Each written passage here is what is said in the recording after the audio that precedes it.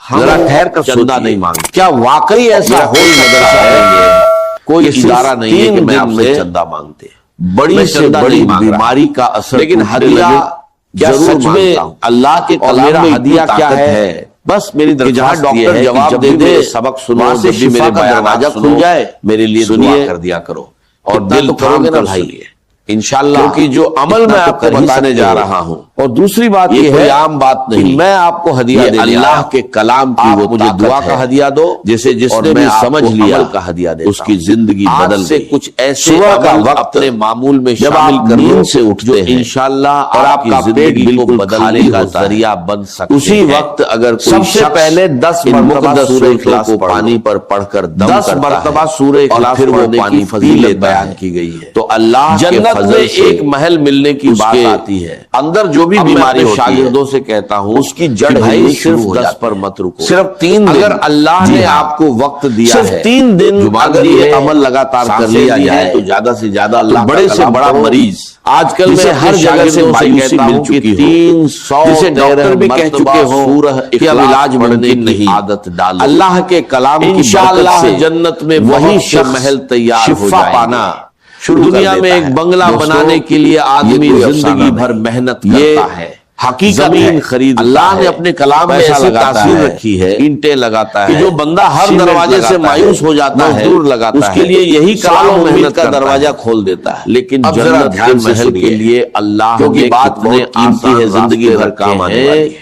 اگر آپ اس عمل کو دنیا کا صحیح طریقے سے رہ جانا ہے بنا کسی کمی یا زیادتی کے پورا یقین رکھتے ہوئے کر لے جانا ہے، لیکن پہلے ہی دن اللہ کے لیے برکت کے اثرات آپ کو محسوس ہونے لگا. 3 دن لگاتار دنیا کے مکان کے ساتھ اپنی آنکھوں سے دیکھیں گے بھی بناتے رہو، جیسے شیشہ 313 مرتبہ ویسے ہی حالات سورہ اخلاص پڑھنے کی عادت ڈالو. سوال یہ ہے، اور دوسرا ہدیہ ہے 313 مرتبہ درود شریف پڑھو. وہ سورہ اتنی مشہور ہے کہ صلی اللہ علیہ وسلم لکھا ہو، صلی اللہ علیہ وسلم کبھی قرآن نہیں پڑھا اسے بھی یہ سورت یاد ہوتی ہے. 313 مرتبہ درود شریف پڑھنے کی عادت ڈالو، جس کی فضیلت خود بزرگوں نے بیان پر درود آئے گا تو دل میں نبی کریم صلی اللہ علیہ وسلم کی محبت پیدا ہوگی. اور اللہ انسان کی زندگی میں سب سے بڑی دولت ایمان ہے، کو آپ اور ایمان کے ساتھ نبی کریم صلی اللہ علیہ وسلم پورے ادب، پورے یقین. تیسرا ہدیہ ہے اور پورے احترام کے ساتھ استغفار. اس کی شان دیکھیے، استغفر اللہ سورت ہے جسے 2 بار نازل کیا گیا. استغفر اللہ، ایک بار مکہ مکرمہ میں گناہوں کی معافی مانگو اور دوسری بار مدینہ منورہ میں غلطی ہوتی رہتی ہے. کبھی زبان سے غلطی ہو جاتی ہے، اللہ تعالیٰ 2 بار نازل فرمائے، کبھی کسی کا دل دکھا دیتے ہیں، کبھی کسی کی برائی کر دیتے ہیں. اس کی اصل قیمت اس لیے وہی جان سکتا ہے جس نے اسے حصہ بنایا ہو.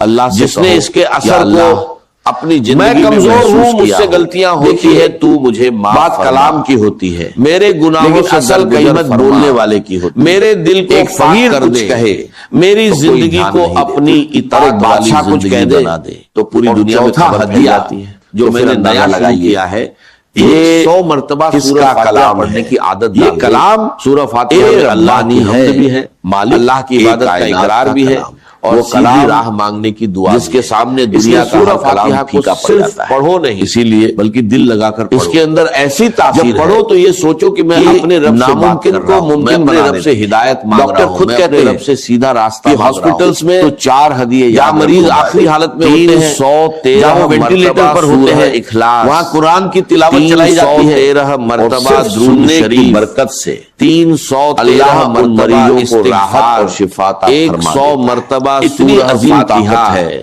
ان کو اللہ کے کلام میں روزانہ کے معمول میں شامل کر لو. اس کے بعد اللہ تعالیٰ سے دعا مانگو، اپنی جائز حاجت کے بارے میں، گھر کے لیے دعا کرو، اولاد کے لیے دعا کرو، اور اس کے روزی کے لیے دعا کرو، بیماری سے شفا کے لیے دعا کرو، قرض سے نجات کے لیے دعا کرو، اپنے ایمان کی تو جب ایسا کلام دعا کرو. ایسا مقدس راج دعا صرف آپ کے پاس موجود نہیں ہے تو پھر دیر اس خوشی میں بھی کرنی، یقین کے ساتھ. جب اللہ نے دیا ہے تو شکر کرو اور مکمل، اور جب اللہ نے آزمایا ہے تو صبر کرو. اور پھر خود صحیح حدیثوں میں فضیلتیں آئی ہیں کہ سورہ اخلاص کی بڑی اہمیت ہے. حضرت عمر رضی اللہ عنہ سے حضور صلی اللہ علیہ وسلم سے بیماریاں دور ہوتی ہیں بیان فرمائی. اور کیسے بند راستے کھلنے لگتے ہیں کہ اگر میں 10 مرتبہ سورہ اخلاص پڑھوں تو جنت میں ایک محل یقین ملے گا، پورا یقین آپ نے فرمایا، جہاں یقین ہوتا ہے۔ حضرت عمر نے کہا کہ پھر میں بہت سے محل بناؤں گا، اور جہاں اللہ کا کلام ہوتا ہے بنا جتنے بنانا ہو ناممکن بھی ممکن بن جاتا ہے۔ سوچو ذرا غور کیجئے، دنیا میں عظیم بات ہے ایک مکان کے لیے کتنی ہمیں قرآن پڑھانے والے خود صاحب اللہ کے یہاں کتنی بڑی نعمتیں رکھی گئی ہیں، اور 12 سال کی مدت میں آپ نے یہ کلام جانے کو اب سوچئے موبائل پر اللہ تعالیٰ نے اپنے حبیب صلی اللہ علیہ وسلم دیکھنے کے بجائے جو آخرت میں آسمانوں کی آئیں گے کچھ وقت اللہ کے ذکر کے لیے نور جس کی کوئی انتہا نہیں، قرآن کے لیے، پھر اس آیت پر ذرا تدبر درود کے لیے نکالا، الرحمن کچھ وقت استغفار کے لیے، علم القرآن، اور ایک بات بتا یعنی سکھانے والا خود رحمان ہے، یہ مسجد ہے، سیکھنے والے اس کے 4 کونے ہیں، ہر گھر کے اندازہ لگائیے 4 کونے ہوتے ہیں۔ یہ کیسا کلام ہے کہ اپنے گھر میں صبح اور رات آیت الکرسی یہ وہی کلام کرو، گھر کے ماحول کو قرآن جس کی سب سے پہلی سورت آیت الکرسی پڑھو اور اللہ سے اپنے گھر کی حفاظت، ذرا اس کی شان سنیے، اپنے گھر میں نماز کا ماحول نور بھی ہے، قرآن کی تلاوت بھی ہے، بچوں کو بھی قرآن بدل دینے والی حقیقت بھی ہے، اپنی بیوی کو بھی اچھی بات صورت ہے، ماں باپ کی خدمت کرو، انشاءاللہ جسمانی اور روحانی بیماریوں کا علاج ہوگا، ایسی کوئی بیماری نہیں ملے گا۔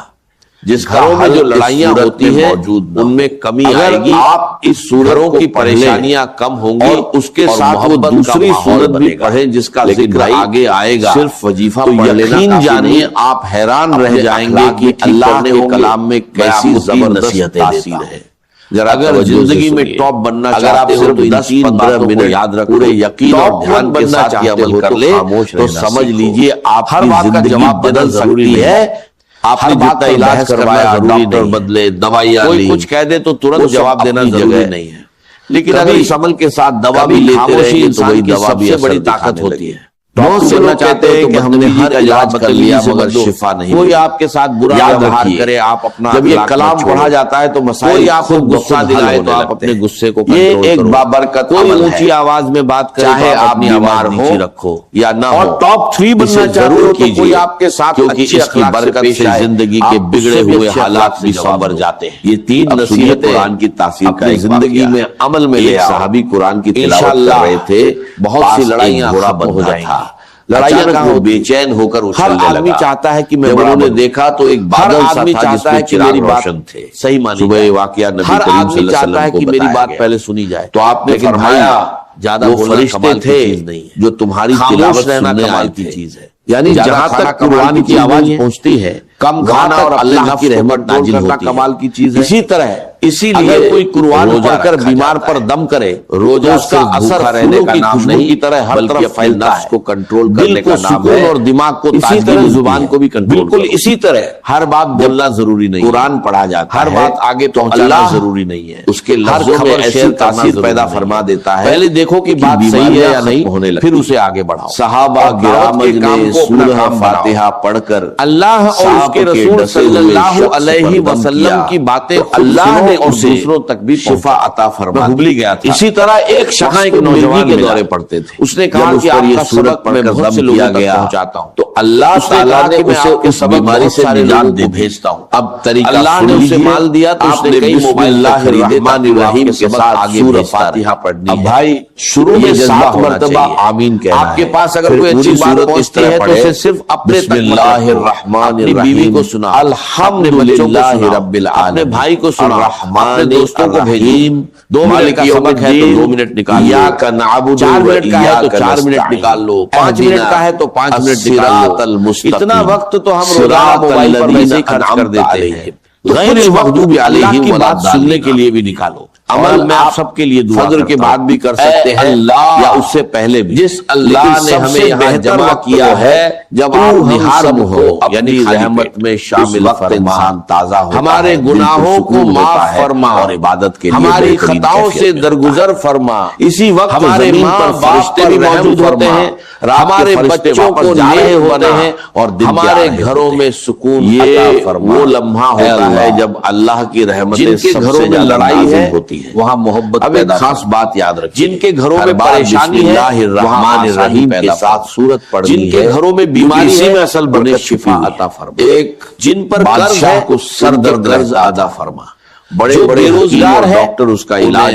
حلال روزی، ایک بزرگ نے اسے جن کے کاروبار میں پریشانی ہے ان کے کاروبار میں حلال درد ختم ہو جاتا، اور جب اتارتا تو جو روزانہ 313 مرتبہ جب اس نے ٹوپی کو کھول کر دیکھا تو اس میں ایک کاغذ تھا، 313 مرتبہ استغفار پڑھتے ہیں اور 100 مرتبہ سورہ فاتحہ پڑھتے ہیں۔ یہ دیکھ کر وہ حیران رہ گیا کو اپنی بارگاہ میں قبول اور اسلام کی حقیقت کو قبول کر اپنے فضل۔ اسی طرح ایک بزرگ راستے سے گزر رہے تھے، ہمارا کاغذ کا ٹکڑا دیکھا، ہمارے دلوں میں بسم اللہ الرحمن الرحیم لکھا ہوا تھا، ہماری نمازوں نے اسے فرمایا، ہماری زبان کو جھوٹ سے بچا، خوشبو لگائی، آنکھوں کو حرام سے بچا، ہمارے کانوں کو بری باتوں سے بچا، ہمارے ہاتھوں نے میرے نام کی تعظیم کی، اور ہمارے قدمیں دنیا اور آخرت میں عزت عطا کروں۔ اے اللہ دوستو، جس نے بھی مجھے اپنی دعاؤں میں یاد کیا ہے، جس نے بھی میرے لیے خیر مانگی ہے، جن کا ہے کسی قسم اسے مکمل یقین کے ساتھ ہے،